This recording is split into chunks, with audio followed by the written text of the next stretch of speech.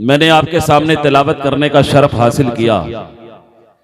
इन्ना दीना इंदल्लाहिल इस्लाम, और रब के नजदीक, परवरदिगार आलम के नजदीक मकबूल तरीन दीन मजहब इस्लाम है। इस्लाम का मानने वाला मुसलमान कहलाता है। पैगंबर इस्लाम का कलमा पढ़ने वाला मुसलमान कहलाता है। पैगंबर इस्लाम की रिसालत, खालिके कायनात की वहदानियत पर ईमान लाने वाला मुसलमान कहलाता है। दुनिया के तमाम मज़ाहिब में सबसे अफजल, सबसे आला अगर कोई मजहब है तो मजहब इस्लाम है। इस्लाम का शैदाई दुनिया के तमाम मखलूकात में सबसे अफजल, सबसे आला बनाया गया है। हमारी बात थोड़ी तल्ख होगी लेकिन हकीकत से बिल्कुल करीब होगी। आप बुरा मत मानेंगे, और बुरा मानेंगे भी तो हमारे उलमाओं का कुछ नहीं बिगड़ेगा, इतना आप याद रखिएगा। आज एक मुसलमान दूसरे मुसलमान को देखकर चल रहा है। एक भाई अपने भाई की मरने की दुआएं मांग रहा है। एक बाप अपनी औलाद की मोहब्बत से नागाफिल, चार बेटा अपने बाप की परवरिश नहीं कर पा रहा। बूढ़ा बाप सड़क पे बैठकर मूंगफली बेच रहा है। उसी मार्केट में, उसी मोहल्ले में उसकी औलाद ब्रांडेड कपड़ा पहन करके घूम रहा है। गौर कीजिएगा, मां के बदन पर लिबास नहीं है और बेटा ब्रांडेड कपड़ा पहन के घूम रहा है। मां दूसरे के घर पे झाड़ू और पोछा लगा रही है, औलाद जामा मस्जिद पे जाकर मुर्गा फ्राई तोड़ रहा है। हमारे घर की जवान बेटियां शादी को तरस रही है, घर पे बैठी है। हमारे मोहल्ले के अमीर ज़्यादा फुटानी में पैसा उड़ा रहे हैं। हम किस क्वालिटी के मुसलमान हैं? हमारा लेवल क्या है? किस कैटेगरी में हम खड़े हो रहे हैं? हमारे पास रह क्या गया है? नमाज हम नहीं जान रहे हैं, रोजा हम नहीं जान रहे हैं, वजू हमें नहीं आ रहा है, कलमा हमको नहीं आ रहा है, सजदा हम नहीं कर पा रहे हैं, जनाजे की नमाज हम नहीं पढ़ पा रहे हैं। किस कैटेगरी के मुसलमान हैं? नीचे रख दीजिए, आप भागनी जगह को चोरी नहीं कर लेगा यार। जी हाँ, ऐसा नहीं होगा। यहाँ पे बड़ी ईमानदारी से काम होता है। मुझे बताइए, चार बच्चा 50-50 हजार रुपये महीना कमा रहा, लेकिन बाप के बदन पे लिबास नहीं है। आओ मुझे, मैं तुझे सरकारे मदीना, इस्लाम कहते किसको है? मुसलमान होता तो गोश्त खा लिया, आराम से सो गए, मुसलमान बन गए। अरे हम तो वो मुसलमान बन गए जो हमें पहला कलमा का माना भी याद नहीं है। हम तौबा भी करते हैं तो सही से नहीं कर पा रहे हैं।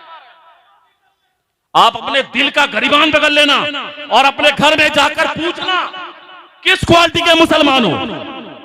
दूसरा कलमा हमें नहीं आ रहा है, तीसरा कलमा नहीं आ रहा है, पहला कलमा नहीं आ रहा है, कुरान हम नहीं पढ़ रहे हैं, फिर किस बात के मुसलमान है? हम दावा करते हैं कि मुसलमान है। इमाम मस्जिद से निकल जाए, मस्जिद में इमाम ना हो, एक वक्त की नमाज हमारी आवाम नहीं पढ़ सकती है, नहीं पढ़ सकती है। हजरत निकाह पढ़ाने गया, 2 घंटा लगा था निकाह पढ़ाने, दूल्हा को 2 कलमा पढ़ाने में 2 घंटा लग गया। 2 घंटा किस बात के मुसलमान हो? कहां गई तुम्हारी गैरत? कहते हो कि मैं इस्लाम का मानने वाला हूं, इस्लाम के नाम पर जान दे दो। अरे जान मत दो, इस्लाम जान नहीं मांग रहा है।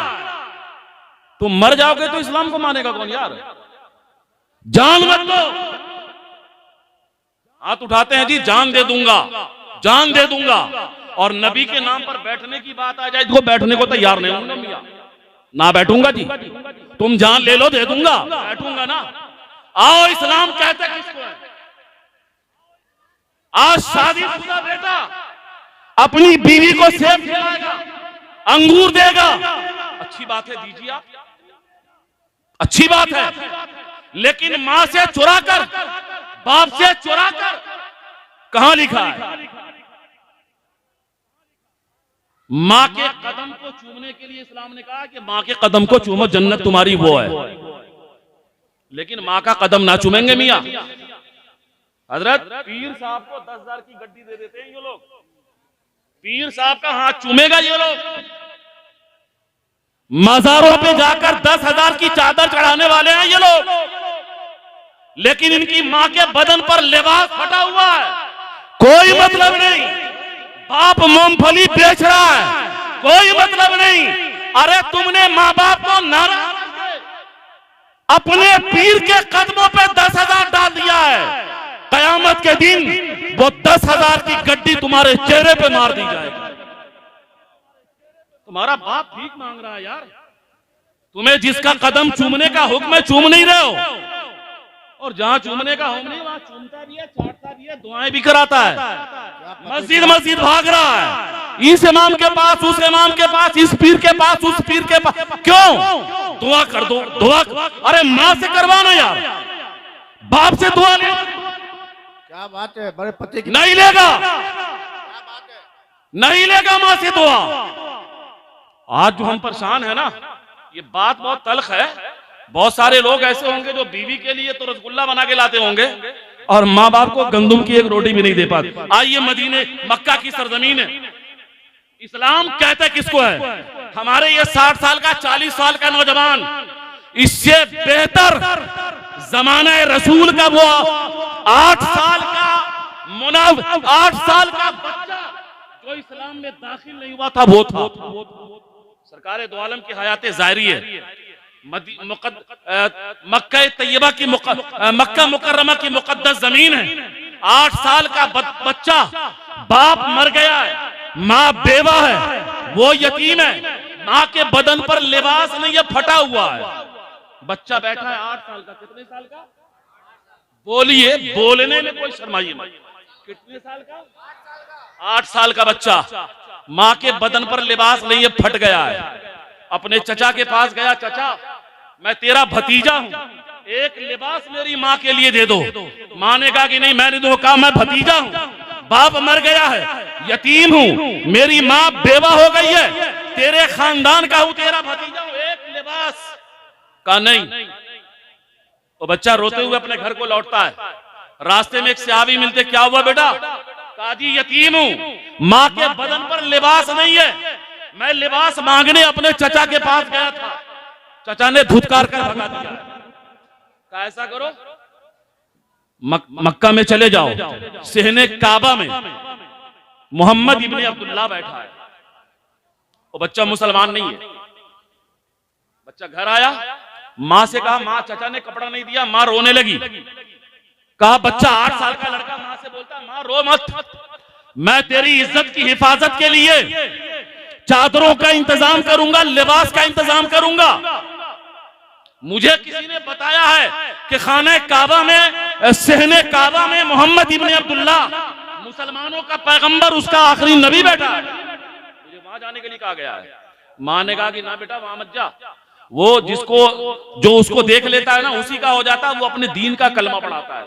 बच्चे ने कहा कि नहीं, मैं जाऊंगा, तेरा बदन खुला हुआ है, बेलिबास है, मुझे ये गवारा नहीं है, मेरी गैरत जिंदा है। माँ मैं अपने आप को बेचकर तेरे लिबास का इंतजाम करूंगा। माँ कहती है, बेटा जाना तो एक शर्त है, तुम जब उसके पास जाना तो उसको बोल देना कि मुझे अपने धर्म का कलमा मत पढ़ाइएगा। वो लड़का सहने काबा में गया, पूछा मोहम्मद इब्ने अब्दुल्ला सल्लल्लाहु अलैहि वसल्लम कौन है? आका फरमाते हैं, बेटा कहो। कहा नहीं, मुझे उनसे मिलना है। सरकार फरमाते हैं, बेटा कहो। वो लड़का नहीं जानता है कि यही है। लड़के ने कहा, मुझे उनसे मिलना है। सरकार फरमाते हैं, बेटा बोलो, मैं ही मोहम्मद इब्ने अब्दुल्ला हूं। उस लड़के ने कहा, मुझे कलमा मत पढ़ाना। कहा मेरी माँ है, बेवा है, बाप का साया मेरे सर से उठ गया है, गरीब हूं, यतीम हूं, मक्के में रहता हूं, इस्लाम में दाखिल नहीं हूं, मैं मजहब इस्लाम का मानने वाला नहीं हूं। मेरी माँ के बदन पर जो लिबास है ना, वो लिबास फट गया है। ऐ मुसलमानों के पैगंबर, मेरी माँ के लिबास के लिए एक कपड़ा दे दो, हाय हाय हाय हाय, एक कपड़ा। क्या बात है। मेरी माँ के लिबास के लिए। आज ना जाने हमारे समाज में कितनी माँ ऐसी है, कितने बाप ऐसे हैं जो एक एक कपड़े को तरस गए, एक एक कपड़े को तरस गए। कहां चला गया हमारा पैसा, कहां चली गई हमारी शाखी। हम अपने दोस्तों में चीखते हैं, चिल्लाते हैं कि अल्लाह ने दौलत से नवाजा, बेशुमार दौलतें हैं, गाड़ी है, घोड़ा है, बंगला, किस काम का है? तुमसे अच्छा तो मदीने का वो मक्के का वो लड़का था जो ईमान नहीं लाया था, लेकिन अपनी माँ के लिबास के लिए पैगंबर इस्लाम की बारगाह में पहुंच कहा कि मोहम्मद इब्न अब्दुल्लाह, एक लिबास, माँ का बदन बेपर्दगी हो गया, एक लिबास। आकाए दो जहां सल्लल्लाहु अलैहि वसल्लम ने जब जुमला सुना कि बच्चा यतीम है, इस्लाम में नहीं है, माँ के लिबास के लिए एक कपड़ा मांग रहा है, आका ने चादर रहमत को अपने कांधे से उतारा, चादर रहमत को अपने कांधे से उतारा, का बेटा ये कपड़ा लो और ले जाकर अपनी माँ का लिबास बना देना।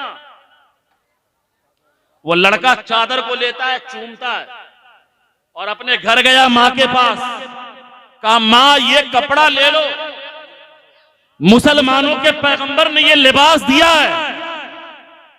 माँ ने कहा बेटा कलमा का नहीं, कलमा नहीं पढ़ाया है, मैंने उसके मजहब को कबूल नहीं किया। मां ने जैसे ही सुना कि मेरे बेटे ने कलमा नहीं पढ़ा और मुसलमानों के पैगंबर ने मेरी हिफाजत के लिए चादर रहमत दे दिया है, उस औरत ने चादर को चूमा और अपने बेटे के हाथों को पकड़कर कहा चल, का सेने काबा में। का क्यों? का बेटा जो मेरे बदन का मुहाफिज है ना, जो मेरे बदन को ढकने के लिए चादर दिया है ना, मैं चाहती हूं कि मेरे ईमान का भी मुहाफिज वही बन जाए।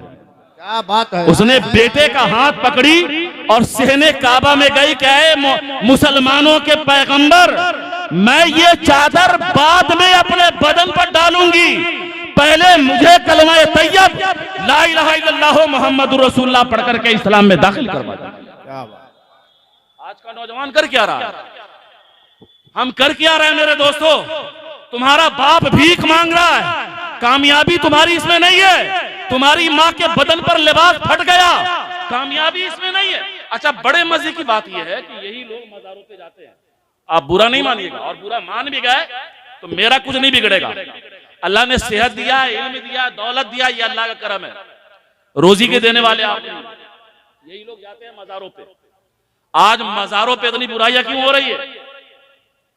ये लोग मज़ार पे जाके 5,000 की चादर चढ़ाएंगे लॉन्चर साहब, लेकिन मोहल्ले में अगर कोई यतीम बच्ची है, कोई बेवा औरत है, तो उसके घर पे चावल की बोरी या उसके सर पे चादर खरीद के नहीं डाल सकते। नहीं डालते हैं ये। क्या तुम्हारी कमाई पे तुम्हारे समाज का हक नहीं है? बिल्कुल है। हमारे समाज में बच्चियां जवान बैठी है, शादी नहीं हो रही है, और तुम दरगाहों पे जाकर के चादरें चढ़ा रहे हो, क्या तुम्हारी चादर कबूल हो जाएगी?